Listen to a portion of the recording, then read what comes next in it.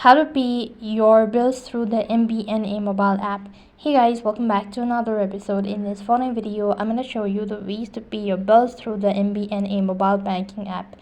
So paying your bills through the MBNA mobile banking app is a convenient way to manage your finance on the go. So here's a step-by-step guide on how you can do it. First of all, you need to go ahead and log in into your MBNA mobile banking app. Then you could go ahead and press on the login button, entering your credential and login into your account.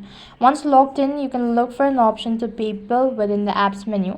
This option is typically located in the main navigation menu or on the home screen. And if you haven't added the company or the individual that you wish to pay, you'll need to do it. So first of all, this usually involves entering the payee's name, account number, and other necessary information. And likewise, some pay may already be saved if you have already paid them before.